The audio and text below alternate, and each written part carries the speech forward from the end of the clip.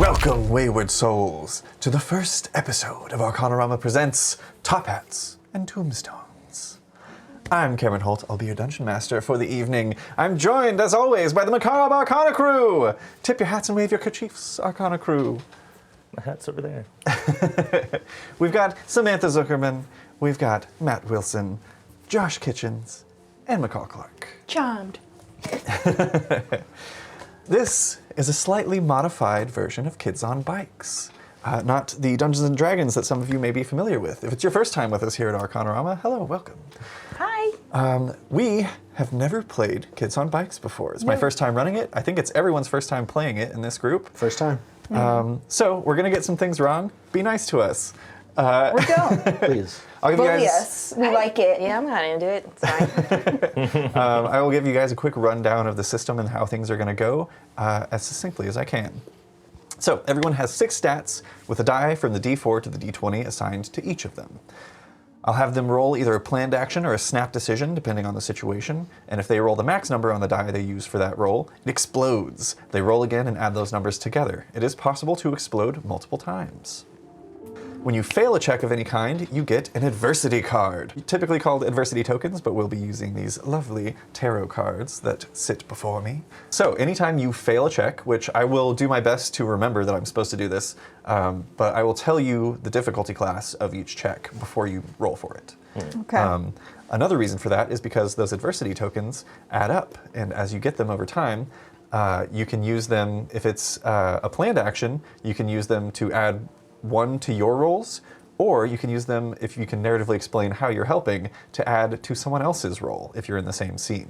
Otherwise, if it's a snap decision, you can only use adversity tokens for yourself, and only the ones that you have acquired. So, the more you fail, the better you'll do down the road, which is nice. Everyone also has their own special strengths, quirks, and flaws, but we'll learn more about those as we go. Our story begins within the sprawling, proud country of Grand Albrosia, where industry and high society are held up by those who trudge through the muck, mire, and soot, as well as a lot of pomade. We find ourselves just off the mainland of Grand Albrosia on the small island of Thorncroft, home to steel mills, fish canneries, the wealthy families who own them, and the poor families who keep them running. There's only the slightest hint that the sun has risen as we pass through the fog between stone turrets and towers, puffing dark smoke that mingle with the low-lying cloud cover. We hover over gray brick streets where gas lamps illuminate the mists around their mantles. Our vision settles on a humble butchery, Cobbleneats, across the street from elegant Repose Mortuary. Matt, would you describe your character for us, please? My character is he's a tall, husky man, clean-shaven, with greased back hair and an apron. Excellent.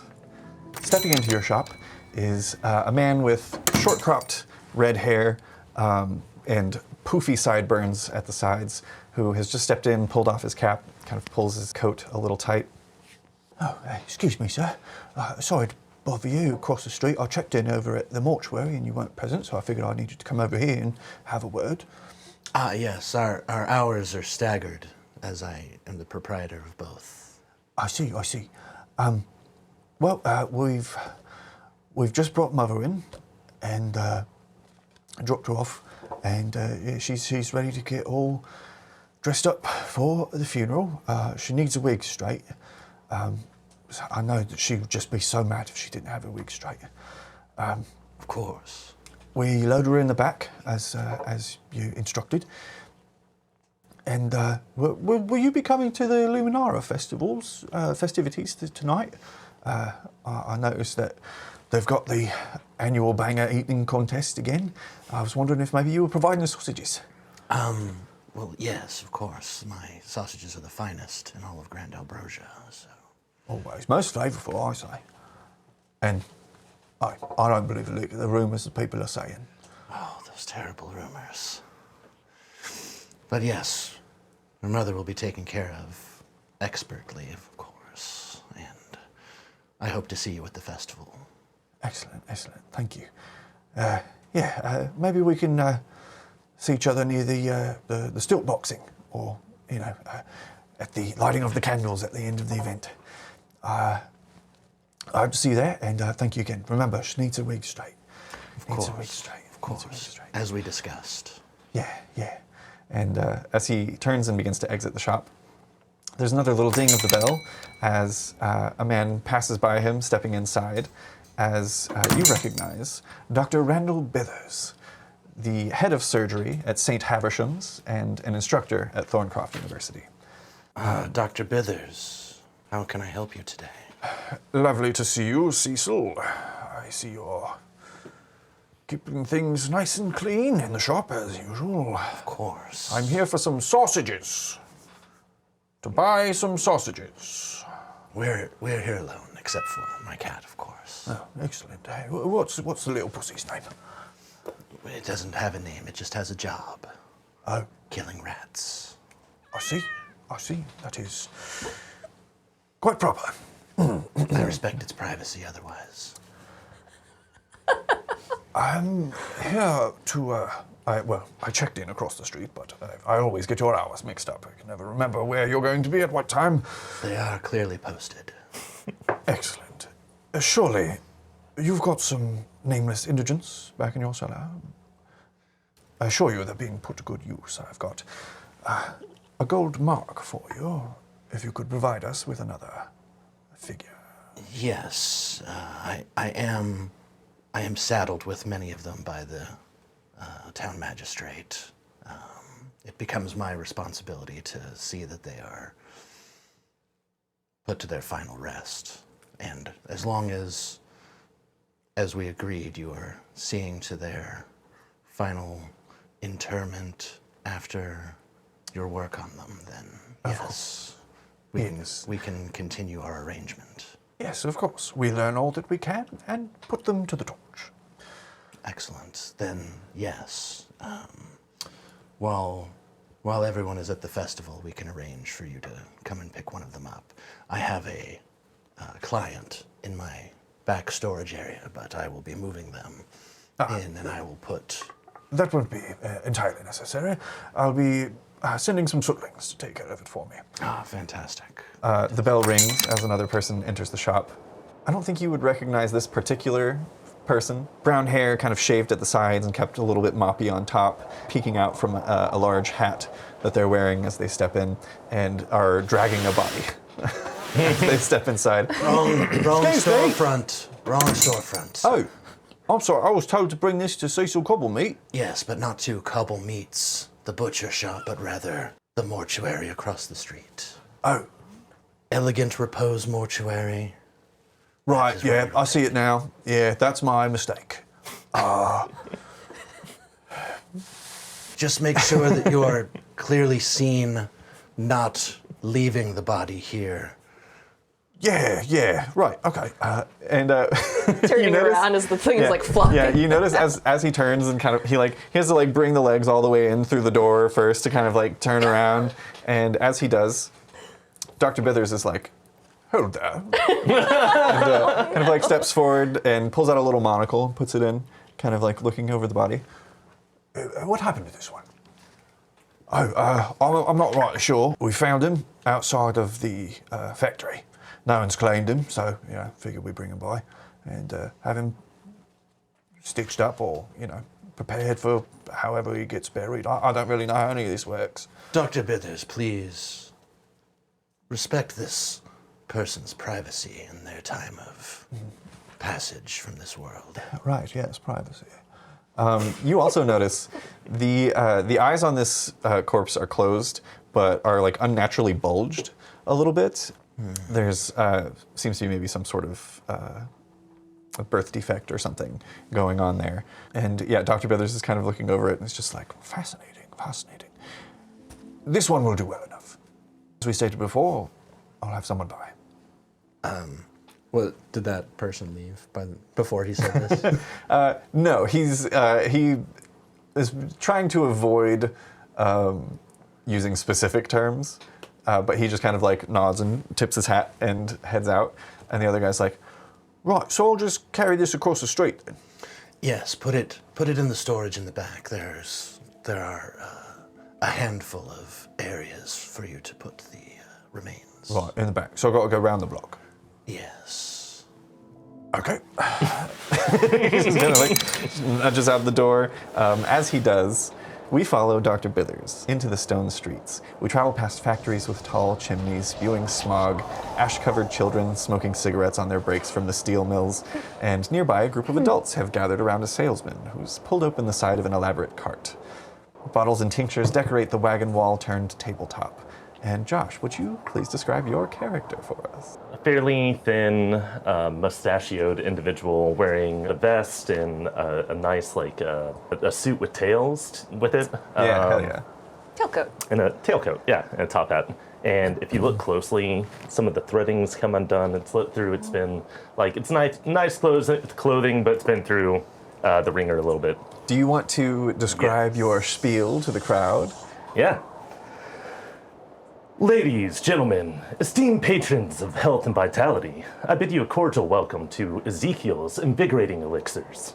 I am Ezekiel Ashford, purveyor of elixirs and seeker of the miraculous remedies. Need more pep in your step? Have an unsightly blemish, a cold, cough, asthma? I've got all those. The crowd murmuring to each other as you go. Smoking.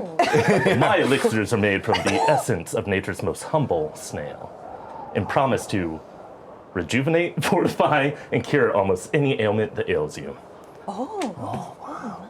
Why snails, you may ask? Yeah, why snails? I was wondering that. Well, sir, let me ask you this. Have you ever seen a snail with bad skin? No, not once. You ever seen a snail with a cold? I don't know if I've ever seen a snail.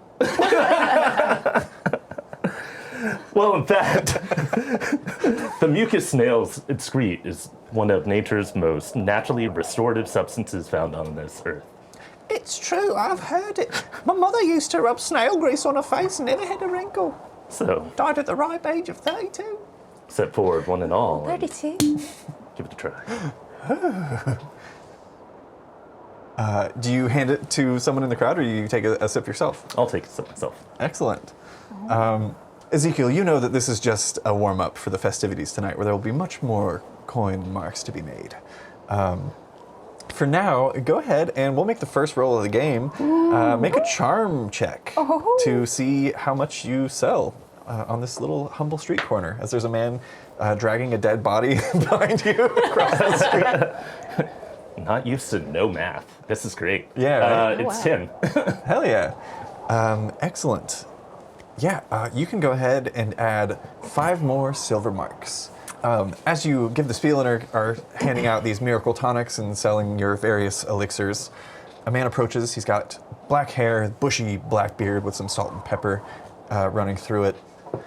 Excuse me, sir. I've been feeling a bit lightheaded and forgetful. I've frequently got headaches, but I can't be bothered to go down to St. Haversham's. Do you have anything that could cure what ails me? Oh, of course, sir. Like our classic invigorating elixir, I would definitely recommend. Excellent. How much will it run me? 5 gold? No, 10 gold. Or silver? 10 silver. 10 Yeah. silver. That's That's the right. equivalent of like $10. Yeah. Ooh, 20 2 weeks of work. Yeah. The average income for a person of lower status is about 5 silver a week. So maybe like 3 silver or something? Would it be for an elixir? Yeah, I'd say Yeah, 2 or 3 would be. 3 sounds good, yeah. Excellent. He's like, oh, excellent. That's what I've got left of my week's wages, but if it gets rid of this blasted headache, that'll be great. You got a curious accent, sir. I've never met anyone from Libertalia before. Yeah. Fresh off the boat about a month ago. Really? Is it as dangerous as they say over there? Really? Oh, what brings you all the way out here to Thorncroft? I traveled the world. Tried to find any new medication, elixir, etc. the Fascinating. world has to offer. I imagine they got snails on every corner, eh? Oh, yeah. Wow. And yeah, he hands you. You add 3 more. You add 3 more silver marks to your backpack, and he takes one of the elixirs and instantly starts chugging it down as he walks away. Our vision continues behind Dr. Bithers as he kind of like looks over and scoffs and continues moving on and shares a few quiet words with some soot-covered children on a street corner, then hands them a few silver marks and continues making his way past the snail oil salesman through the town square of Thistlewick.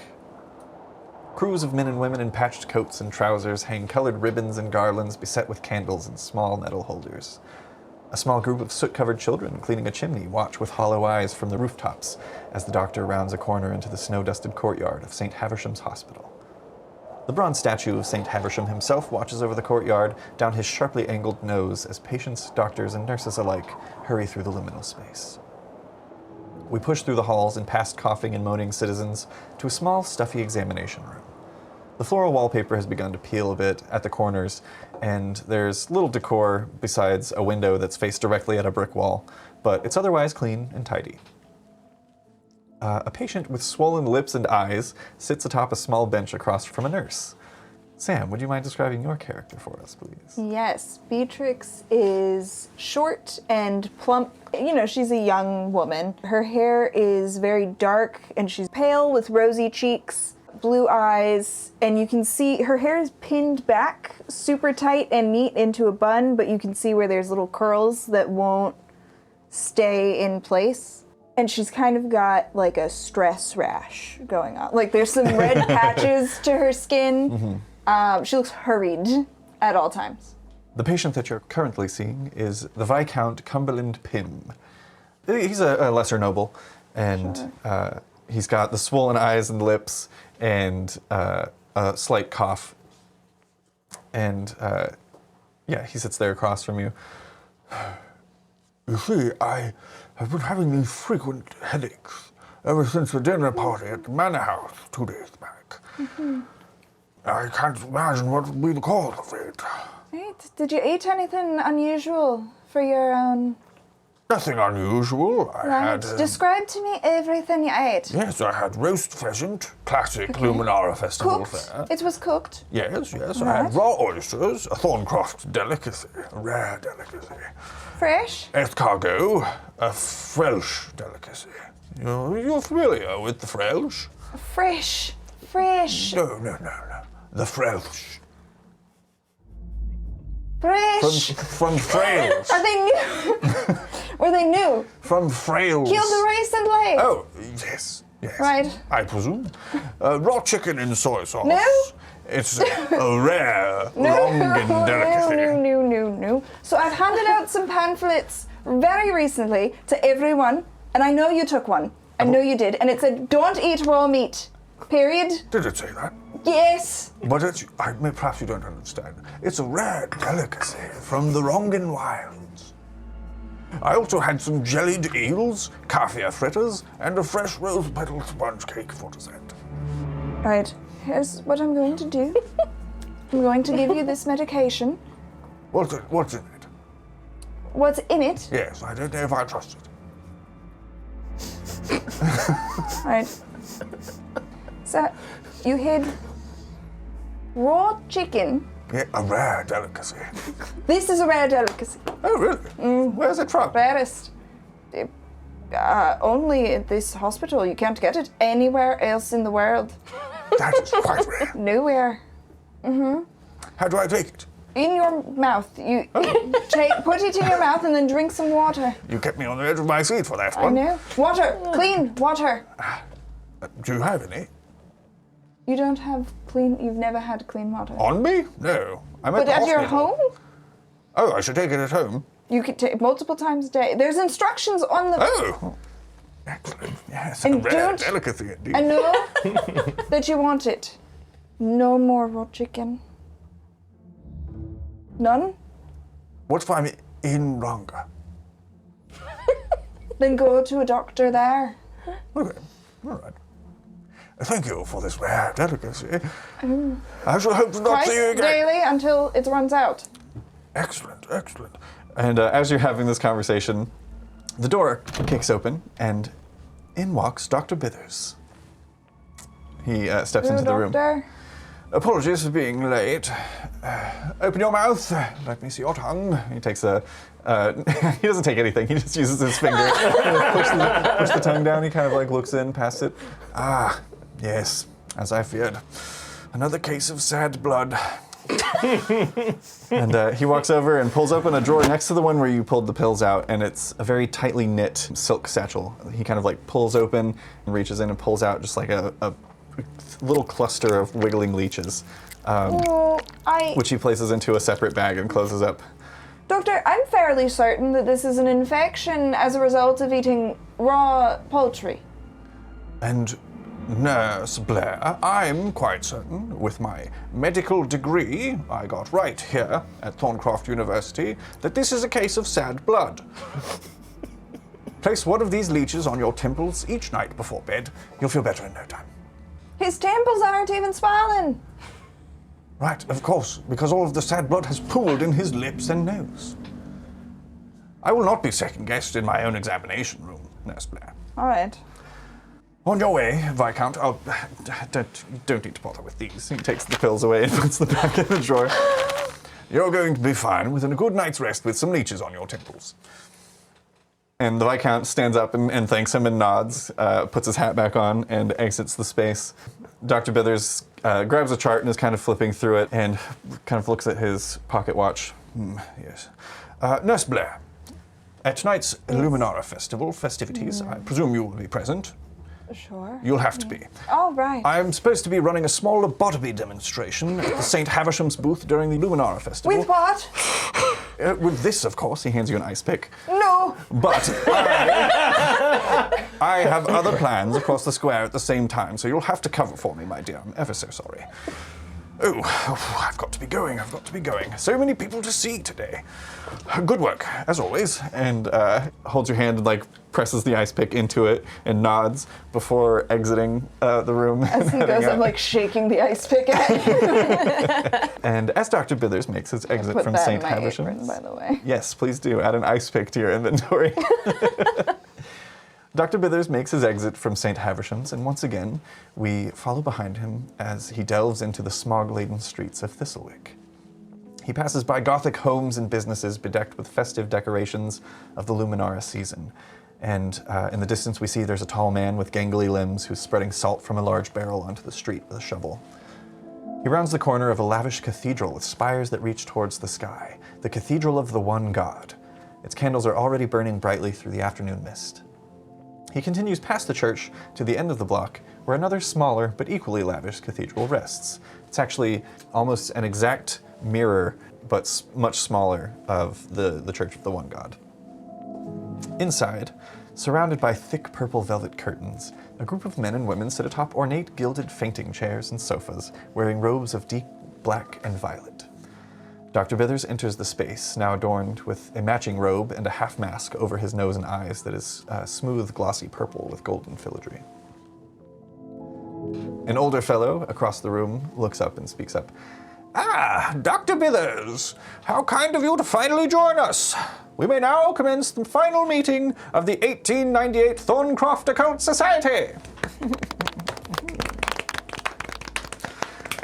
With the new year fast approaching, I'm certain that we shall reach new heights in tonight's Luminara Seance. This is Baron Coswald Sellerby, the occult society, the person in charge of the occult society of Thorncroft. He is also the wine baron of Thorncroft. Yes, tonight's seance will certainly be one of the ages. Of course, I'm sure it will hardly compare to the beautiful seance that was held at St. Clair Manor recently. But I'm certain that tonight is the night we shall make contact with the land of the dead. Dr. Bither clears his throat from across the room. Indeed, I've got a fresh cadaver from the Wienersmith that we can use for the ritual to ensure a link to the spirit realm. There are several posh gasps and small claps across the room. Oh, yes. A few toast their wine glasses. Lady Delia. Yes. Would you do the honor of reading from the Eldritch Esoterica? I'd be delighted to, yes. Wonderful. Your great-great-grandfather, Viscount Nigel St. Clair's occult grimoire, has been the greatest addition to the Thorncroft Occult Society that I can think of.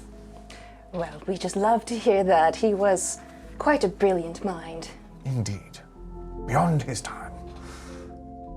I assure you it is integral to the ritual, my lady. Yes. Now, we shall don our cloaks and masks immediately following the lighting of the candles and convene in the graveyard of the Cathedral of the One God, near the entrance to the catacombs. We must move swiftly after the candles are lit, so that we can arrive before the priests of the One God can return to the cathedral and interfere. To an excellent festival! Cheers! Cheers. Clinks glasses with everyone. Mostly just a bunch of rich people hanging out, taking sips, and discussing sips and rips. discussing ghosts and spirits and the like. Goals. We move forward through time as the sun begins to approach the horizon. We find ourselves now on a chilly evening with a light snow falling over Thistlewick. But that doesn't stop the warm feelings of cheer and revelry among the red and green lights of the Luminara Festival. Warm cider and carols of the One God lift temperatures and spirits in the chilled evening glow of Thistlewick's gas lamps. All of the events are leading up to the lighting of the candles, which is like the final event where everyone brings their lanterns and candles, and there's a big countdown and everyone lights them all at once, and it kind of ushers in the coming of winter and the light of humanity in the absence of the light of the One God, where they keep themselves warm and cheerful. But leading up to that, there are all number of events. There's going to be a live lobotomy performed at the St. Haversham's tent. There's also going to be... I've heard it's quite a thrill. Oh. Worth noting, I didn't tell Sam about this. Yes. There's also going to be the banger eating contest, where people are going to be downing as many sausages as they can in a set amount of time.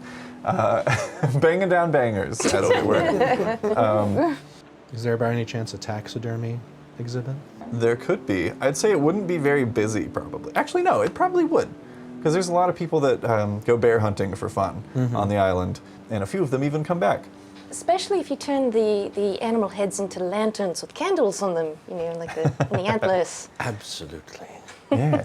There's egg and spoon races. There's the annual cider contest, which, you know, each tent has their own cider that they've concocted and put together that you can go around and try all of them and cast your votes. That's usually followed by the annual banger eating contest.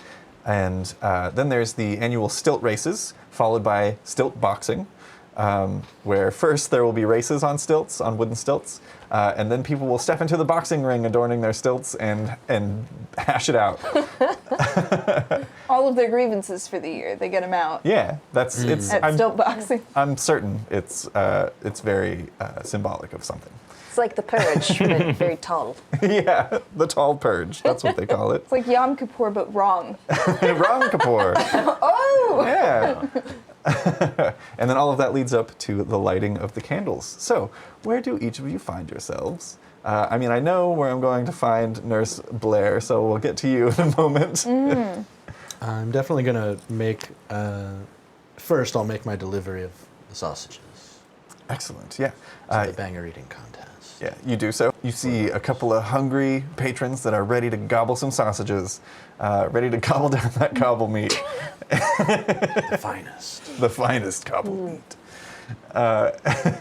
You bring them over and begin setting things out on these little warmers that have been set up over certain gas lamps and gas stoves to keep them warm. Yes. And as you're gobbling all of these sausages, keep in mind that you can find more of them at Cobble Meats anytime. Well, anytime during our posted hours. I wouldn't eat those sausages if I were you. Who said that? Looking up, you see wearing the black vestments with the green cloth that kind of comes to a point over the chest is Father Drunble of the Church of the One God. Oh, vestments? Yes. He's standing, like, not close enough that you could, like, swing on him, but nearby you and a group of people that are watching the banger eating contest. Consuming the flesh of our dead brothers and sisters is a sin before the eye of the One God. I wouldn't be surprised if the two businesses you run mingled. Cover meat. Do you have any evidence for these claims, or would you like a fat fist in your face? Evidence. How's this for evidence? I stood outside and I counted. 3 bodies were brought into your shop, and only 2 of them ever left. Explain that, couple meat. Not every body gets a fancy funeral, man of the cloth. Right, because you're taking the others and putting them through a meat grinder, eh? Absolutely not. All of my meat comes from only the finest animals sourced through Grand Albrosia. And every human remain is treated with respect and given the final repose they deserve. Now, would you like to take back your scandalous accusations, or will we have to settle this in a different way? Perhaps you should settle this in the stilt boxing ring. Still boxing. Stilt boxing. Yeah, box his ears in. Punch the father! Kind of like, The one who whoever demands said it. that, a little soot-covered child disappears into a storm drain. Who said that? It doesn't matter who said it. There's 2 options. Stilt boxing or an apology. Ooh. This should certainly be a check. I guess I'm asking if this feels more to you like grit or brawn. Are you trying to physically intimidate this man, or are you trying to use your tough exterior to get him to apologize? Well, he did bite him. I missed that part. Yeah, Yeah, I saw it. I You saw did it. I don't know how you missed it. I'll say it's up to you, however you want I saw to Cecil at the Devil's Sacrament. proceed. Let's do grit. Because Okay. I'm using my words right now, but if I have to use my brawn. Okay, I'm going to roll flight, and I will tell you what the DC is. The DC you need to meet is 3. 7. He kind of stands and I'm A little louder. very... What was that last word, Father? Yeah, we can't hear you.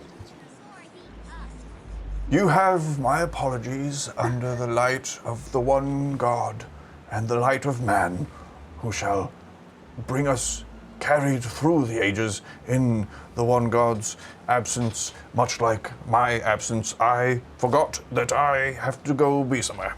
and he gives this very long-winded apology, tries to bring it back around to religion, and then flees. He's He the said a lot of lobotomy. words. I don't know what most of those words meant. Me neither. For those who weren't listening, he said, "I'm sorry." Yeah, he did. Okay. I want you to see him punch the father. No need to punch the clergy when you can punch your mouth with these sausages. I don't like Down those bangers. I don't like sausage punch as a euphemism. I'll take a few.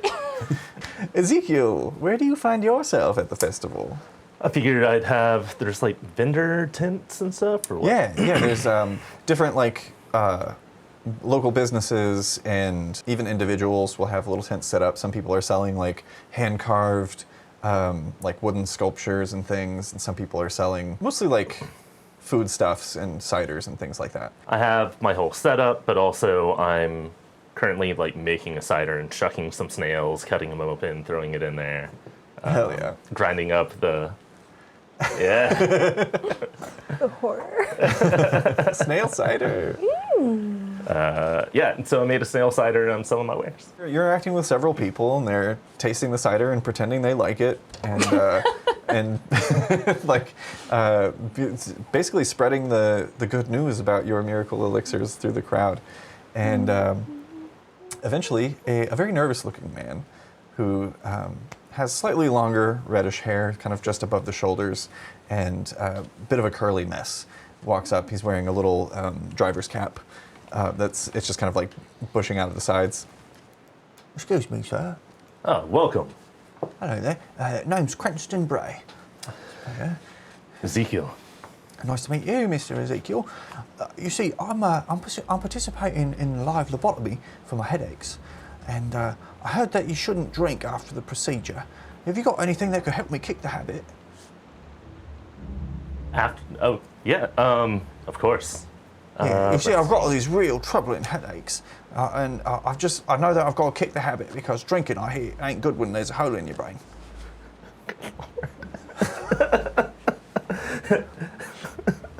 Forgot how troubling this would be. To be in the Victorian ages.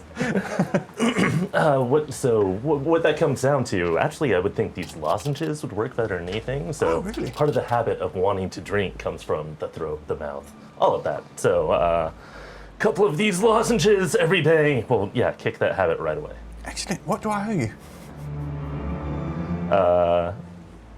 3 silver. Well worth it. I'll get the lobotomy for free. And he opens one and takes it immediately, and also takes some of your cider and is like muscling it down. The cider is like extra fortified too, and lozenges are definitely have like a downer in there. So yeah, he's getting all wired before his procedure. Just a touch of opium. Yep. Excellent. Lady Adelia, where do you find yourself during the festivities?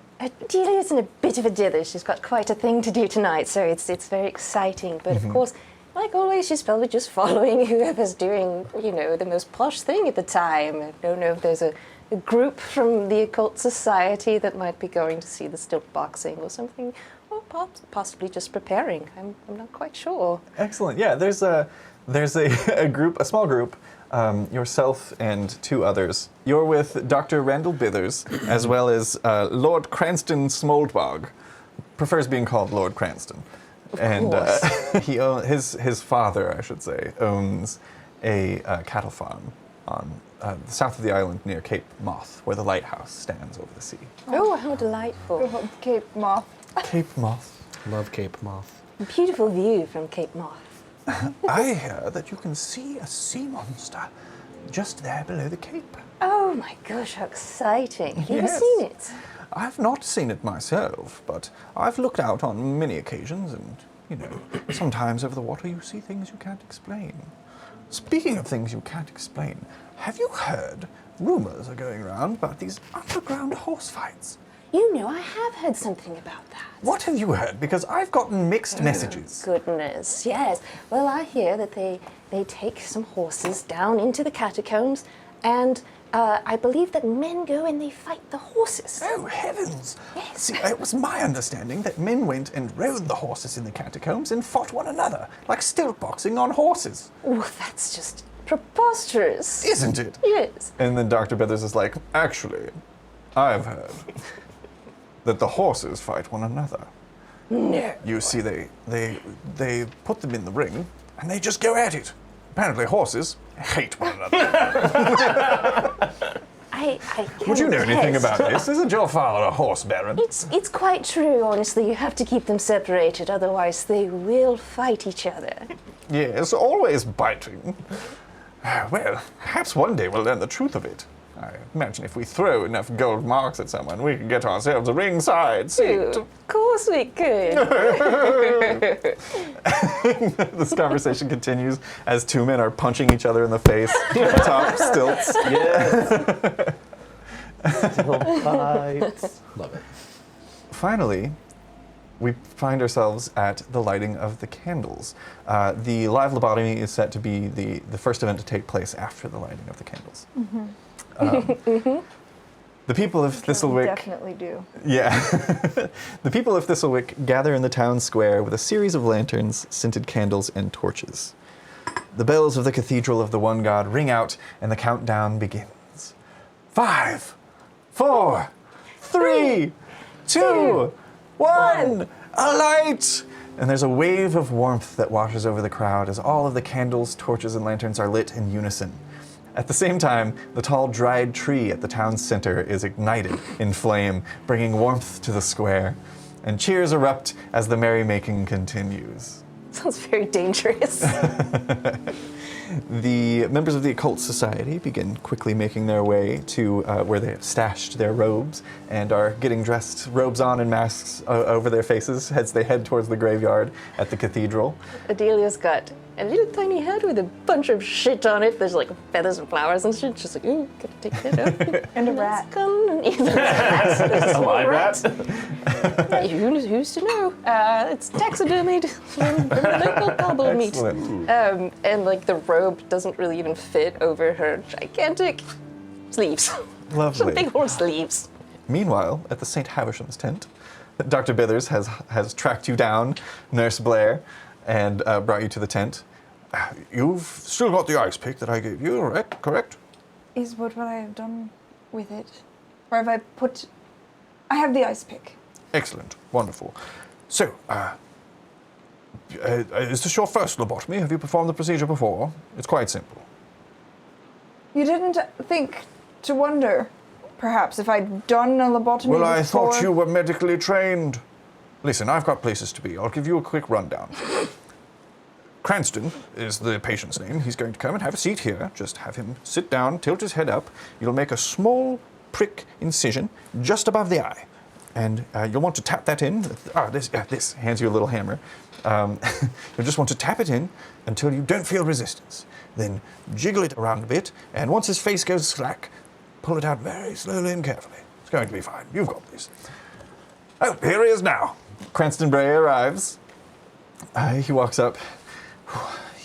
Hello, ready for my lobotomy. I've got to kick the habit. Wait, Puts a lozenge in his mouth. so there's Lord Cranston Smoldbog, and now this is also Cranston? This is a different Cranston. Two yes. Cranstons. This is just Okay. Cranston Bray. It's a very common name in Double Cranston. Thorncroft. Okay. And definitely not an accident. He walks up and Dr. Bithers is like, Mr. Bray, this is Nurse Beatrix Blair. She will be overseeing your lobotomy this evening. he walks up. Nice to meet you. Nice to meet you. I'm looking Pleasure. forward to this. I've been having such headaches, you know, and I think it's really time to kick the habit. Which habit? What habit? What? What habit? Oh, my drinking habit. Right. I've got alright. lozenges for it. Okay. Is it all right if I suck on this while you do the procedure? Whatever makes you comfortable. All right. I can't tell if it makes me comfortable or not. Sometimes it makes me really excited, but then I take a sip of cider and I'll level out. Do I see what cider he's holding? Is it in a bottle? I would say Are there labels to anything that he's... all of the ciders are just kind of in paper cups. Okay. But I would say the lozenges Oh, yeah. you would see are It'd be a 10. hell yeah. Cute. Yeah. Perfect. You've We got got steel tin mills. cash? Yeah. Hell yeah, dude. Or I He's a used scam to. artist. He's got all kinds of money. Confidence man. A confidence man. He's very confident in his ways. So you see a little tin. Do you want to describe the What's the design? Oh, it would need to have my face on it, right? Oh, for sure. With the mustache and everything. Yeah. a cartoon version of your face with the big twirly mustache. Yep. And it says Ezekiel's. This would be sleepy time lozenges. Hell yeah. So these make you sleepy, and the cider wakes you up. I think that's it, unless I'm getting them mixed up and confused. Those say sleepy time on them. On the Right. package, they say that. I guess that's it then. Do you just put anything in your head? If I'm told it works. Oh, right. Good to know. I'm looking forward to Right. kicking the habit. And Dr. this headache. Bithers, you had plans? You had other plans? Dr. Bithers is already gone. He's gone. Sit right there. And A give crowd me, begins to gather around. Go ahead and give me the lozenges and the cider. You don't need these the night before them. Right? Put a bit of whiskey in the side. I pull down. Oh God, it's already fortified. I pull down like a piece of paper that has a drawing of the human brain. Yeah, and he's sitting next to it, and there's a crowd that's gathered, and they're all watching and like murmuring to one another. Right, so this is your brain. My brain? How'd Sure. you get a picture of it? You're Brian. Who's Brian? Don't be rude, I have an accent. So it's in your skull, Right. right? Right? Okay. But forgive This me, is this your- is just wigging me out. I've never seen my own brain before.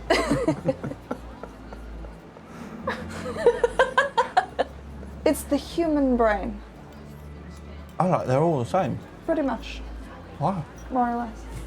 This is your frontal lobe. All right. Don't stick ice picks in it. Is a pretty basic. I'm not gonna do that.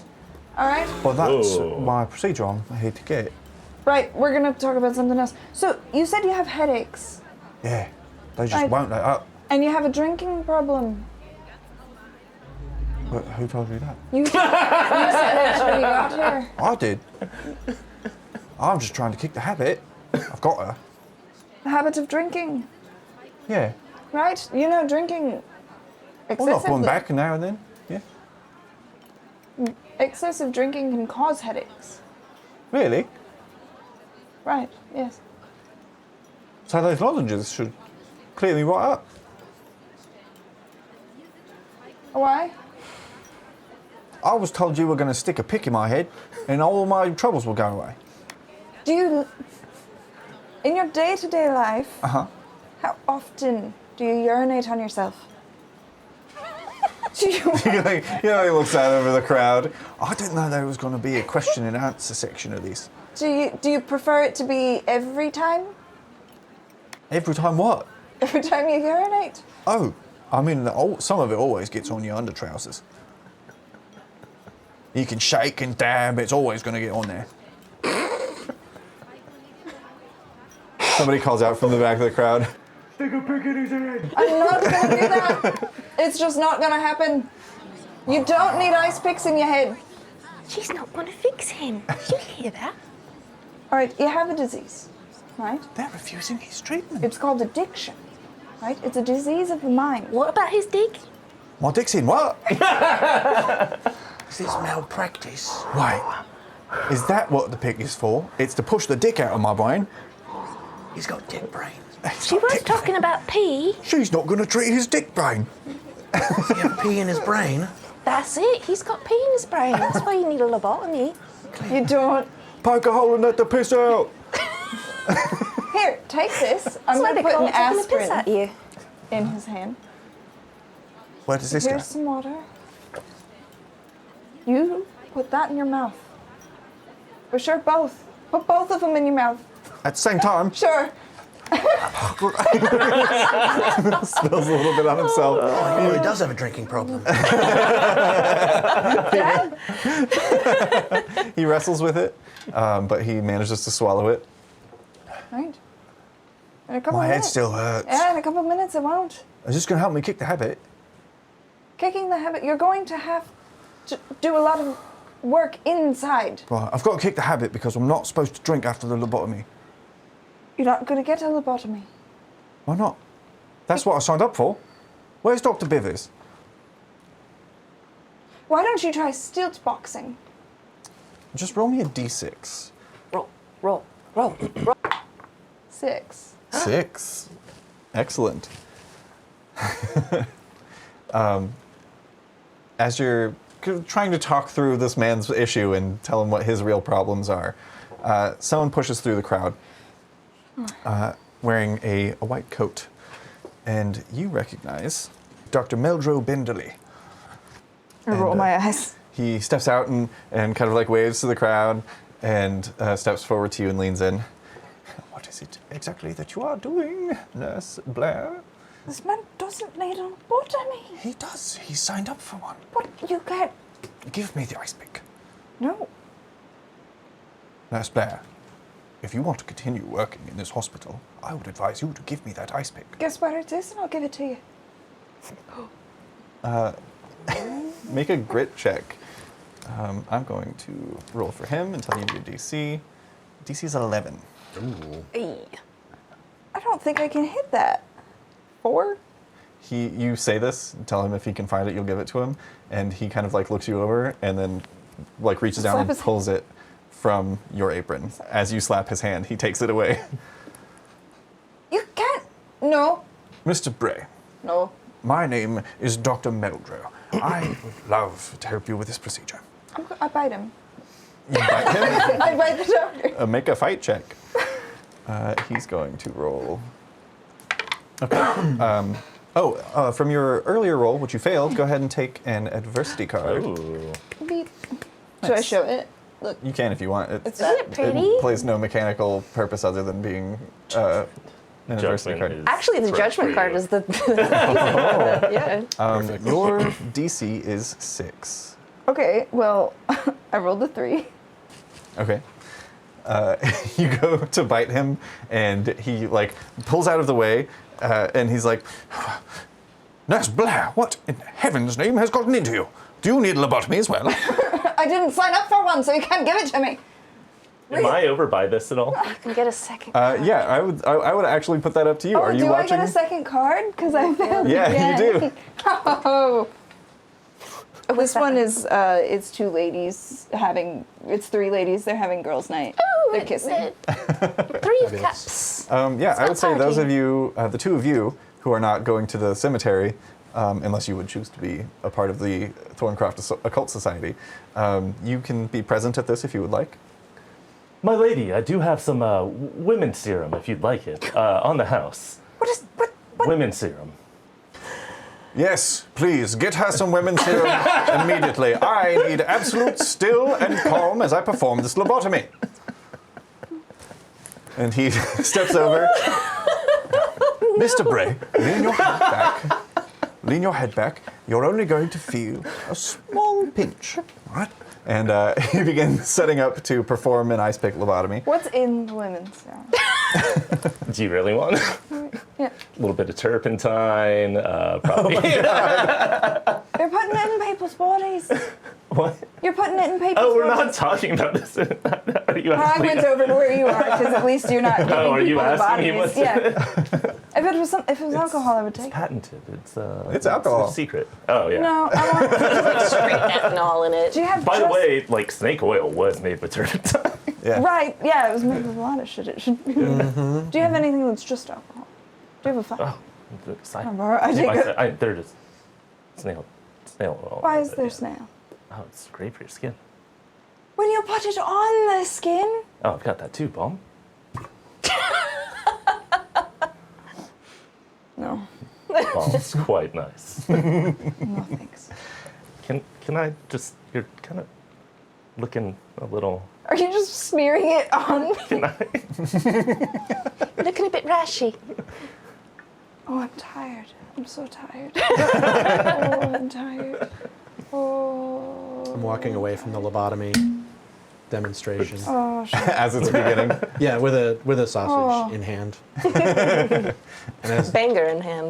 I'll mention in passing as I'm walking to the taxidermy exhibit, I'll go, I don't know why people put ice picks in their face when they could just put a sausage. Cure all. Sausage. Also, do you have my package? Your pack. My Yeah. clean. I'll, like, from my apron, I'll pull out, like, a couple of small satchels. All right, one of them is vitamin D. The sun gives it to you, but nobody here steps outside because you wouldn't be pale and beautiful if you had a tan. So they're all depressed and their bones are breaking. And this I'll is throw it in, yeah. calcium. Oh, You that's take great. it with the vitamin D, and it makes your bones stronger. What about the good stuff? I brought you vitamin D, and I brought you calcium. It's good for your bones. Tell them it heals broken bones or some shit. Miraculously heals broken bones. And you a couple silver.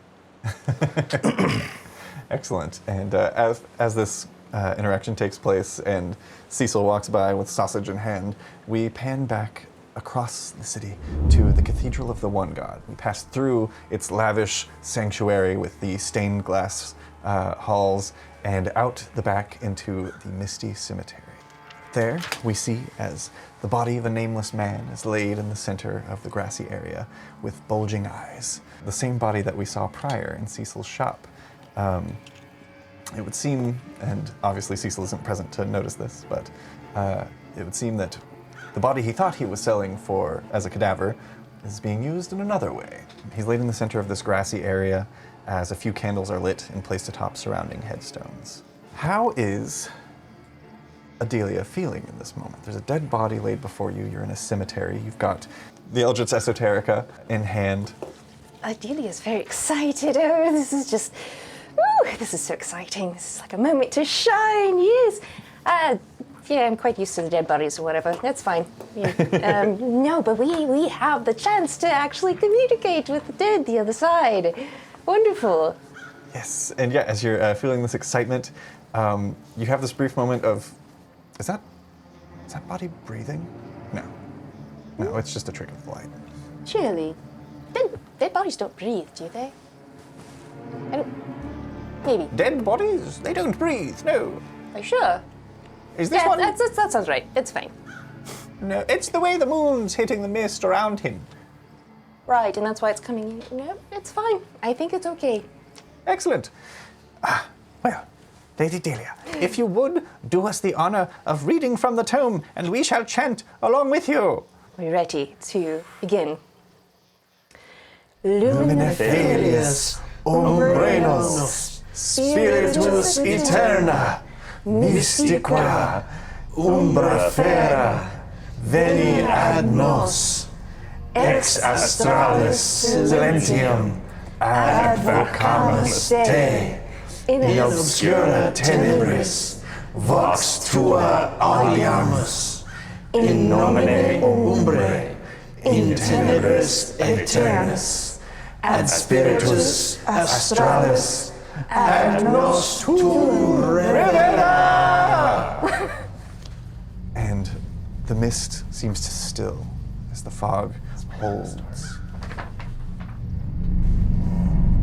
And you swear you see the body kind of jerk, and the bulging eyes begin to twitch. Meanwhile, back at the lobotomy, I'm just standing in the crowd now with Ezekiel. now I shall make the incision. He brings the hammer back, and there is a shout as Cranston leaps up from his chair, and his back crunches and arches at an unnatural angle. Hey, fuck that one up. Nurse Beatrix, you notice Dr. Medlow hasn't even made the incision yet. The crowd is still and quiet as Cranston slowly turns over his shoulder to look at the crowd. His eyes are bulging and seem to pulse with violet and pink stripes beneath the membrane of his eye. I've got to have it. And he jumps forward and grabs a woman in the crowd, biting down onto her cheek, and she screams as he pulls his head back, tearing the flesh from her face with a flood of red staining her white Luminara dress. And the crowd goes insane. Everyone is running and bumping into each other. People are falling. Sootlings are being trampled by the crowd as they rush over the orphans. Now I need to ask what the three of you are doing in the presence of this moment, as you see Cranston seems to have lost his mind. How far away are we from the doctor? You've stepped back into the crowd. You're probably a good, 50 feet away. Oh, not worth it. I'm gonna grab Ezekiel's sleeve and shake it. I think we should go. Let's go. Yeah. I'm gonna take out my switchblade and Oh, and it's a nice. comb. I'm like, Cecil, you notice this as well. You hear the commotion. I would say since you had walked away, you don't know exactly what's going on, but you hear commotion and screaming and see that people are running and two figures rush past you. What do you do? I continue eating the sausage that I have. Did I make it to the taxidermy exhibit? No, yet? not quite. It was like as you were walking away. I go,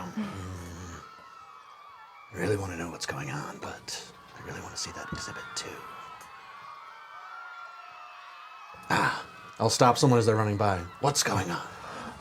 That crazy man, he bit that woman's face right off of her face. He pulls himself free from you and rushes off. Business is going to be good. Peering through the crowd as people are beginning to split up, the man who was set to get the lobotomy, you see even from this distance, his eyes are bulging and there's some sort of weird coloration. It almost looks like he's looking back and forth really, really fast. And he just keeps muttering under his breath, saying that he's got to kick the habit. There's blood coating his mouth. There's a woman lying on the ground screaming, and she starts to jerk and twist. and reaches out to somebody who then steps out of the crowd. You presume this to be maybe her husband or maybe a brother or her father. It's hard to tell because everybody looks kind of rough once they get past 20. He rushes forward and grabs her hand and pulls her up, and he's kind of like looking at her and like trying to like put her cheek back where it should go. Never works. And she kind of like goes limp in his arms for a second, and he's just like looking around. He's like, "Help! Someone help!" "Oh, no, she's all right. She's good." And then she latches onto his neck and begins pulling flesh from him. And that's what you notice. So, all of these people look dangerous. Delicious. At this point, yes. I'm going to pull out my meat cleaver. You pull out a meat cleaver. As you do, Trusty you cleaver. watch as Dr. Meldrew, he steps forward and he's like, "I've never seen a case like this before. It's, that blood is angry." And he rushes forward, and as Cranston turns around and rushes towards him with that same like just blank expression across his face and blood pouring from the mouth, rushes forward and reaches out to grab the doctor, who holds out the ice pick and stabs through the chest to keep him at bay, and kind of like knocks him back for a moment and lets go of it. And his hands are like shaking because he's just stabbed a man, but not with a scalpel. He wasn't trying to save him this time, even though he still doesn't know what he's doing when he does that. Of course. But he kind of like takes a couple of steps back, as Cranston does as well, before catching himself and like leaning back forward. I've got to keep that habit. I'm And going to attack him if he goes after the doctor again. He does go after the doctor again. Go ahead and make me a fight check. That's my best check. I will tell you the DC is 2. I have a 12. Well, if you want to describe the scene for me as you step forward with the cleaver, how do you handle the situation? Well, you see, I'm particularly skilled at carcass dismemberment. So when I attack him, I go for the joints as I would an animal that I'm butchering. Yeah. So what the arms that he's attacking with, I'll hack off at the shoulders and then decapitate him. Hell yeah. Falls limp, and in the distance you swear you hear somebody who's like, "Oh no, that butcher wasn't right." But that gets lost amongst the cacophony of screams as you see now multiple people have started to be scratched and bitten, and whatever this is seems to be spreading quickly. It's some sort of mass hysteria has gripped Thistlewick. I'll shout to the crowd, "Everyone return to your homes!" Yeah, you do so. The doctor's like, "Heavens," and pulls up a handkerchief over his mouth, and he's going to run. Meanwhile, back at the cemetery, the Thorncroft Occult Society has just finished reading from the Eldritch Esoterica, and the body has begun to twitch and move. And Dr. Bithers is like, "Oh my, would seem that we have trapped a spirit inside of this body. I knew having such a fresh subject would get us the results we were looking for." And he kind of like steps forward. He's like, "Who wants to question first? Shall I?" Please do. Yes. And he steps forward and kind of like kneels before the body, which is still like twisting and thrashing on the ground. And he kind of like sits and crosses his legs. "Oh, spirit from the beyond, please tell us your name." It's just like continuing to and twist and writhe on the ground. Is it speaking another language? It sounds like maybe there's some dirt caught in the mouth. I'll clean it out. A handkerchief. I've got one. He reaches in and steps forward and kind of like straddles this body that's shaking on the ground. Sounds like he's speaking French. It could be French. You've got some dirt in your mouth there, sir. And he kind of like takes his handkerchief and sticks his fingers down into the mouth, and as he does, the eyes open, but you don't see anything resembling human eyes. You see, as they open, these 2 stalks begin to protrude that pulse with this strange light of these stripes that move and kind of cluster at the tip before spreading back out on either side. And they just pulse back and forth as he looks down and he's like, "Oh, quite spiritual. Ow! Oh, he's biting my fingers! Oh, he's got my fingers! He's a lively one. Exciting. I don't think there's any dirt in here at all. And the doctor stumbles backward, his fingers missing, and his two middle fingers. He's like, damn, that was my cutting hand. And he's like tying up a handkerchief around it. And kind of like applying pressure, one of the few things he knows how to do. He's like, heavens, I think we may have beefed it a bit here, friends. I think we've summoned a demon. Certainly not. Come on now, tell us about the other side. We have to know. Tell us about the spirit world. And the body twists and stands. And it unnaturally lifts itself up, like without using its arms, but more like its elbows, and kind of like lifts up from the back first. All right. That's a bit odd, but it's fine. It's great. With those strange pulsing stalks there, as it kind of sniffs the air. Smells like fresh pies today. And rushes forward. It's going to grab a nearby occult member and start biting them. And they scream and are knocked to the ground. I would say at this point, make a brains check. I mean, it's not my best suit. I'm going to tell you surprisingly. this is a very low DC. I'm going to say this is a DC of 4. All right. It's a 3. Get a token. Oh, wow. Yeah, get an adversity card. He's quite friendly, isn't he? Yeah, this spirit has... Oh, that's an ace of wands. Ooh. This spirit seems to have so missed the gentle caress and kiss of another that it's, being given the opportunity to dwell within a body once more, it must have awakened something in it, and it just wants to feel sensations. It's got a smooch. I don't smell the fresh pies, but Get it off me! Get this fucker off me! Perhaps it was an amorous declaration. It's a fucking demon! Help me, you fucking idiots! Okay, all right, yes. He's like very weakly and just like banging at it. I'm gonna make a fight check with his D4. Let's see what the DC is first. No, this would be brawn, which I'm gonna say their brawn would be a D12, being a factory worker.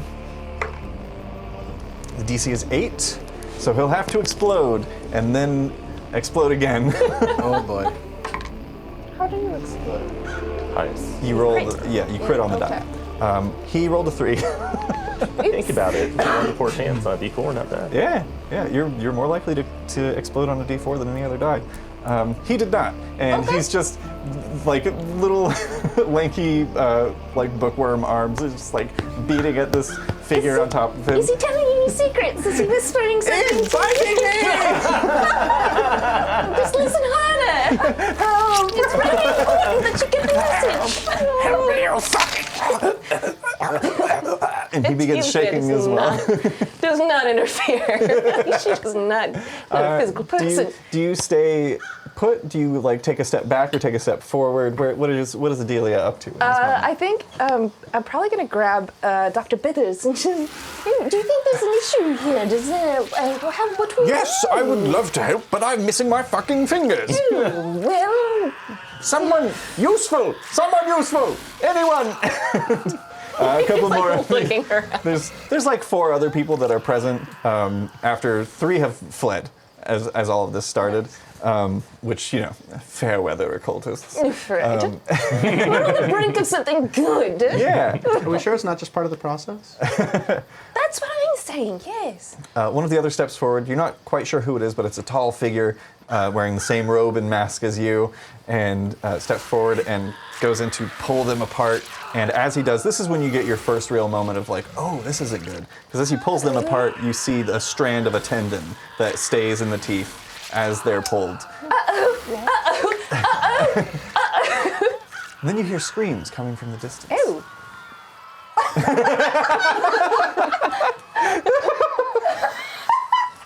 Like a baby. What was that? Oh, Keith? The spirits, are talking to us. Yes, it has to be. Oh, Luminar is great. It's always a hoot.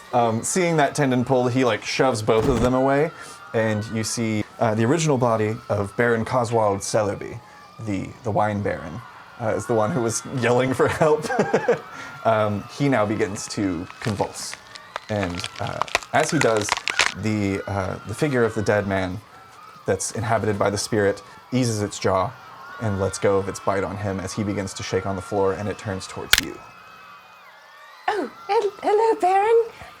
A couple steps back, and I'm out of there. As you turn and run, you hear as it's just beginning to say, "Smells like fresh pies." There's just a. Go ahead and make a flight check. I'm going to say at this moment, since you fled before it started speaking, this will be a difficulty of 5. Okay. It's a 19. Excellent. That's my good stat. You rush off round a corner, and you see a group of people, and you figure like, oh, the parade must have started. But then you see the looks of fear in people's eyes as they're like rushing to their doors and fiddling with locks and trying quickly to get into their homes. And you see as Bedlam has erupted in Thistlewick. Oh, goodness, it's as if the tourists have gotten out of the pubs again. Oh, Lord. So, all of you that are now on the run, what would be your first thought in terms of just getting to a place that's not public? Is it to go to one of the entrances to the catacombs? Is it to go towards the edge of town, towards Tartberry Port, which would kind of lead you in the direction of the Thistlewick Exotic Creature Pavilion? Or would you head towards the south, which will take you past the Gilded Observatory and towards Cape Moth, the lighthouse? My immediate thought is that I don't want my back to the ocean. I don't want to get pushed. You are currently on an island. Right, I understand. I'm not going to head closer to shore, where I'm going to get closed in. Gotcha. So you are currently central. Thistlewick is like dead center of Thorncroft. Where's... So north is going to be the zoo and towards the port. South is going to be towards Cape Moth. You could also potentially head, if you wanted to say more central and kind of like find a fortified location that you're familiar with or that might have things that are helpful to you, you could head west towards St. Haversham's and the university. I'm wondering about heading to the hospital. Why the hospital? There are scalpels and also medicine. Okay. All right, that was easy. I don't know where to go. All right. As you're having this conversation, someone bumps into you from behind and you turn around and you see, I don't know, probably familiar to Ezekiel, Lady Adelia St. Clair, looking a little more disheveled than you've ever seen her I think before. my mask is off and just like, you just sticking out. Oh, goodness, hello. We're Does she leaving. seem We're leaving. fine? I'll be good idea. And like Adelia kind of looks over towards the cemetery, like where's there's like entrances to the catacombs. She's like, good idea. Yes. Well, where are you off to this lovely evening? Just like screams, fires erupting. Yeah, worth noting that big tree that was set on fire in Town Square is starting to tip. No one's really keeping eyes on it anymore. We were going to go to the hospital. Oh, Gather some yes. things. Actually, I believe, is that near the horse tracks, by the way? Yeah, the horse tracks are a little bit south, but still on the outskirts. I would assume that the St. Clair Manor would be somewhere in that area too. Yeah. Oh, yeah, actually I was going to head that direction too. Seems like the time of night. To go to the hospital? To the hospital, oh, well, I mean, I'm heading that direction anyways, let's go. There's something wrong with you. To my manor? Why would you not go to your own house? Smells like fresh pies. Right, go. It comes around the corner, and you two see for the first time those eye stalks that kind of bulge out and are kind of like wiggling a little bit as you continue in which direction? Hospital. Towards the center. You head towards St. Haversham's Hospital, which is connected to Thorncroft University. And as you were running through the streets and people are like beginning to barricade themselves inside of different businesses and homes, what is Cecil up to? I was gonna go get my cat. Okay. I was gonna say, he's checking out that sweet taxidermy exhibit. Well, Everything's everyone ran. burning around. Just like a particularly decently crafted squirrel. He's wearing a Takes tiny it. top hat. Look at this lady. It's a little monocle too. Yeah, so I'm gonna go to my shop, the butcher shop, Cobble Meats, and get my cap. Excellent, excellent. As you pull up and you go into Cobble Meats and you gather up your cat, do you have like a little carrier? I say it's up to put him you. in a pocket on my apron. Yeah. Oh yeah. There's some little sausages in there for him Hey, to what's the nibble on. cat look like? Yeah.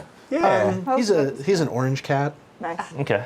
Excellent. He's lean because his diet is primarily rats. Right. So Is he like a fluffy cat or like a short hair? kind of a well-groomed, fluffy. Excellent. Like there's a ton of fur, but you know he. Yeah. Oh, sure. You actually brush your long-haired cat occasionally. Yes. Excellent. I've in the manner of fastidiousness that I do all things. Yeah. Yeah. Doing so, you gather up. What is your cat's name? Oh, he doesn't have a He name. doesn't have a He just name. has a job. That's right. He has his own privacy. Cats with jobs. As you place Orange Cat into your into your apron, you hear the sound of glass shatter, and you turn around and you see. Let's actually make a quick flight check. This is to see if you react fast enough. My worst one. I'm going to tell you this is a DC 8. I got a 2. Okay. Take my first one of these. Whee! Adversity tokens. What do you This do? is so. This has been a lot of snap decisions. Spend them. But yeah, you spend them to add, each adversity token can add 1 to one of your rolls, or if it's a planned action, you can add it to one of your companion's rolls. If you Also- Or spend them on the Great. things you're good at. If you have Yeah. strength, some of those give you like pluses for when you're spending your adversity tokens. Oh, nice. some of them even make it so that you get more adversity tokens each time. Nice.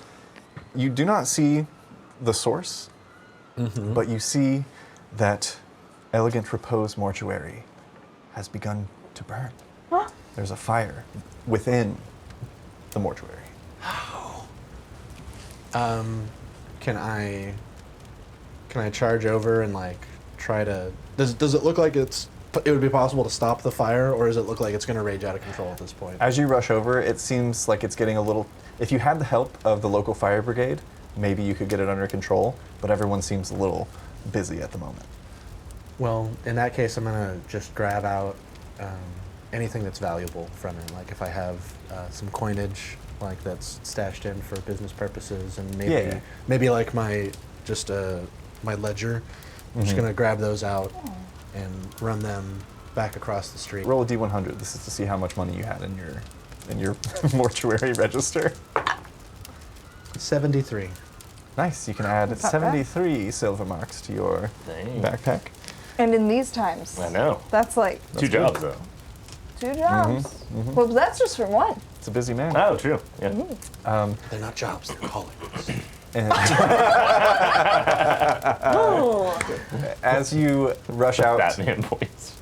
as you rush out to head back to Cobble Meats, you see a trio rushing down the street. They nearly run into you, but you manage to step out of the way just in time as these 3 arrive on your doorsteps. What are you doing? You need to get to safety. That's the goal. Takes a second. Same to you. Bye. Is that a butcher knife? Is that a what? Is that a butcher knife? It's a meat cleaver. Right. Come with us. Yes, and I just start tugging on your apron, just like, ooh, what is that? This is an apron. It keeps my clothing from being stained by blood and other viscera. Are you good at In a prin? Are you good at hitting things with that? In a prin. I'm good at dismembering carcasses, yes. Sure, yeah, you come along. Oh, what a cute little puss. All right. Little orange cat pokes What's its his head out of name? the apron. It doesn't have a name. It has a job. I have a job and a name. Yes, I know that the two are not mutually You're exclusive. not a cat, That's also true. and your job is not hunting mice. Sure. Yeah, that's a list of true things. We were going to go to the hospital. A good place. I was going to steal things from it. I can think of some things I would steal from a hospital. Right, I think we should steal things from the hospital. They're not being used anyway, so what? They're mine now. Those are my things.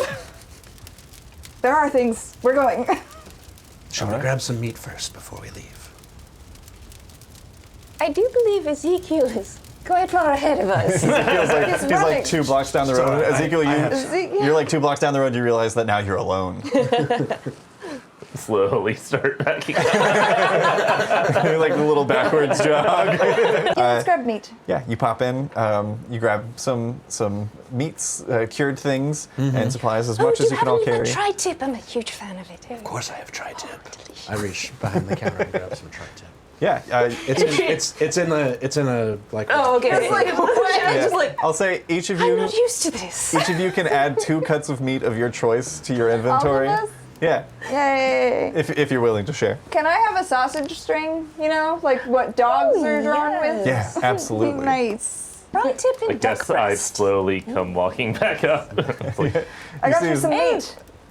Ezekiel, please preserved meat? Preserved meat. Thank you. grab some of the foie gras. It's quite delicious. Just need that, please. Thank you. Made from the freshest frogs.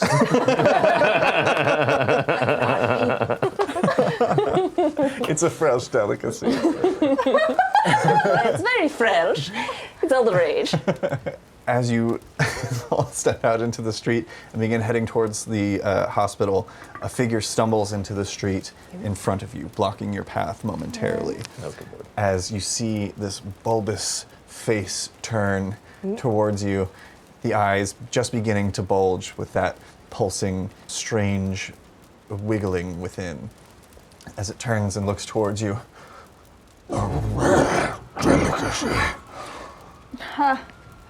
As Do I recognize what this corpse or Is that the form Viscount? once was? yeah, Viscount Cumberland Pym. Cumberland. Yes, Okay. the Viscount Cumberland Pym, basically like the Lord of Thistlewick, the mayor, as it were, is there standing in the street, eyes bulging and face and lips also bulging, and he turns towards all of you and says something that you've heard him say before a number of times, as he begins to take these slow stalking steps forward. What do all of you do? Frog walk, quick, quick. Does this look like a medical condition to you? The whole person is a medical condition. Just kill him.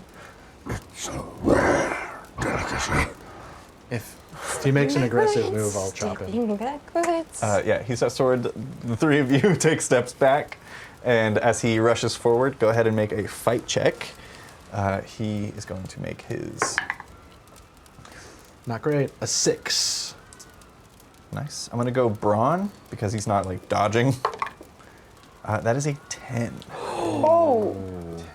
That is only a fail by 4 or more, so take an adversity card. 4 or more is not crazy. It's another little interesting tidbit about this game is that while combat is always dire in this situation, things are only really particularly dire if you fail by 10 or more. Gotcha. Wait, so how badly did you fail? 4. By 4? Okay. Yeah. So, you will take, and these are things, this reminds me, things you should add to your sheets. If all of you want to make 3 little circles somewhere and write harm above them, you take 1 point of harm as he rushes forward, attempts to bite you. You get your cleaver up in time to, you actually hold it up and his mouth goes kind of through it and his teeth don't clench down on you, but he kind of headbutts you in the face. And you take a bruise and have a little bit of bleeding above the eye. The rest of you are backing away from this Does situation. he have longish hair? Yes, he's got long hair that's slicked all the way back. Can I just grab it? Oh. I have the tough ability, which means if I lose a combat roll, I add +3 to the negative number. You still lose the roll no matter what, but could reduce your loss to -1. Oh, nice. So So- instead of being -4, it's Instead of a -1. Yeah, instead of a 4, it's a 1. Okay, so I'll say remove that harm. Sweet. And yeah, you are not injured, but he goes to bite at you, and yeah, same description. You get the cleaver in his mouth, and you're kind of holding him at bay like that. And Nurse Blair steps forward and grabs the ponytail Yeah, of I'm the just trying Viscount. to hold him back. Okay, make a brawn Turn in check. one of those things, right? These You will have to be turn in one of those. No, that's just No, that's Oh, just really? one of my That's skills. cool. Oh, yeah. This is going to be a difficulty of 10. Okay. That was brawn versus brawn. Or sorry, Braun versus his Do fight. I have to choose to add an adversity token? You can choose to after start? you roll. Okay. That's why I tell you the goal number. A 7. So you would need 3 adversity tokens. I This would is a need snap decision, so unfortunately your friends can't help you. Oh, damn. Oh.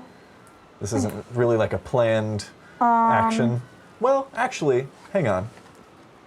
I would argue that since you had already stepped back, doing so would be a planned action. Oh, I have +3 when defending my friends. Oh shit, you do. Hello. Okay, I would say Wild. in this moment you would probably consider this small group who is trying to keep you. They're not killing me. You're trying to keep each other alive. I would say you consider None of them have friends. given me woman serum, so So what does that I bring mean, your yeah, you roll had to? the opportunity to run, With- but you with chose the to +3? defend him. I provided Brings you to free 10? meat. It's true. Excellent. What better showing of So, friendship? you succeed, but just barely. You grab the ponytail, you pull the head back of the Viscount with one quick jerking motion, which actually pulls him to the ground, and he falls, and there's not a lot of dexterity. Like, normally if you were to throw a person onto the ground, their next move would be, I'm in a fight, I've got to get back up. He's kind of like laying there, it's like almost like he doesn't know how to use his limbs for anything other than punch, grab, scratch. all right. What do all of you do as the Viscount is thrown onto the ground? Run, run, run, run, run. Come. I'll give him another chop. Okay. I'm gonna pull out my switchblade too and be like, right pocket, right pocket. It's actual switchblade. Oh! Having two of those seems Excellent. risky. Are both of you attacking? Yeah. Okay, Sure. both of you roll fight. I'm going to roll brawn. And then if I could have Lady Adelia and Nurse Blair roll flight checks. This for you guys is just going to be a difficulty of 4 to get past them. There's an impulse to roll in my little tea plate. I think you can. I don't think that's a bad idea. I think that's adorable, actually. It was a 17. Nice. Adelia, you leap over the body of the Viscount. Very flighty. The two of you are rolling. The difficulty is only 3. I rolled a 2. But 6 and a 2. but I can add a adversity adversity token and succeed. Yeah. Nice. Excellent. You each inflict 1 point of harm to the Viscount as you stab down with a. I'm gonna say it like,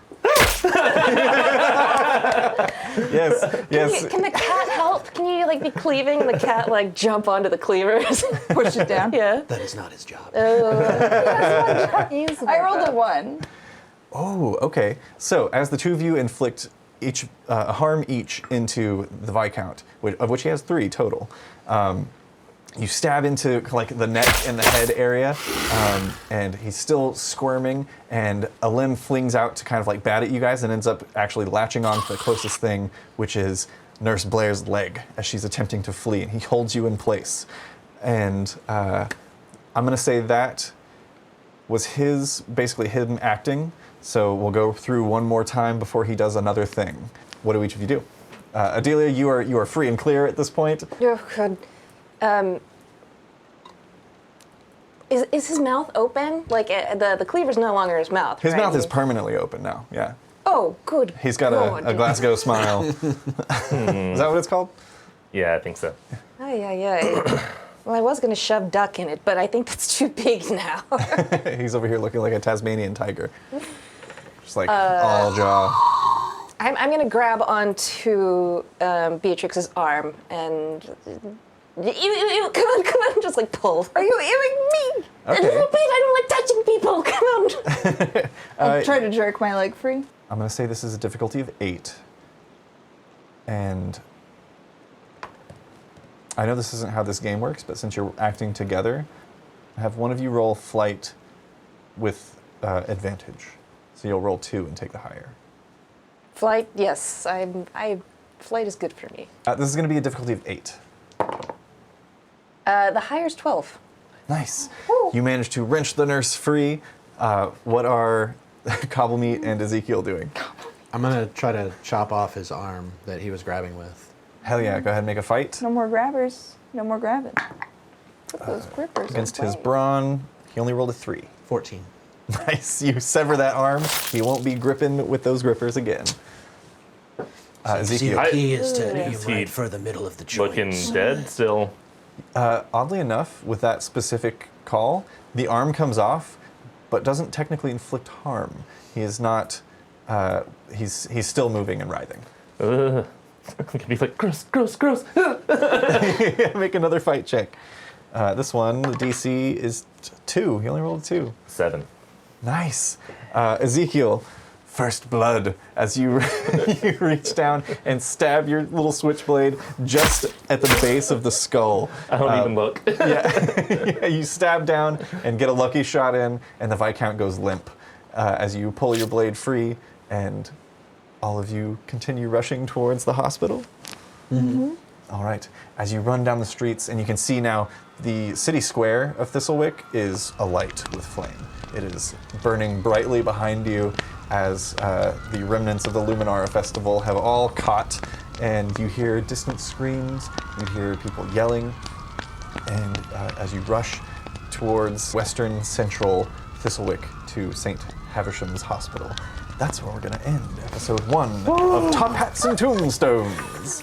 Wow! Yay! Thanks for joining us. Good times. As you all step through the heavy wooden double doors of the hospital, you're met with a dour, dimly lit waiting room. Listen to me, Blair. Something is going on out there that is beyond anything that we can deal with. This is supernatural. You have to let us in. We're not like the others. We're not like the others. They just keep like continuously banging. We can't just leave them out there. And he's going to start pulling chairs away. Dr. Bithers steps up and grabs him by the collar and pulls him back. Do you have strange people living in the walls here? I'd been suspicious of it for some time. Oh. That's some sort of a rat man. Or rat in here. You see that there are a few figures in hospital gowns who are seated in the pews. One of them, the head is completely missing, and there's just blood all over the space. Coming around the corner out from the chapel wall is the burning figure. I do fill up syringe with equal parts opium, laudanum, and malaria treatment. Oh my god!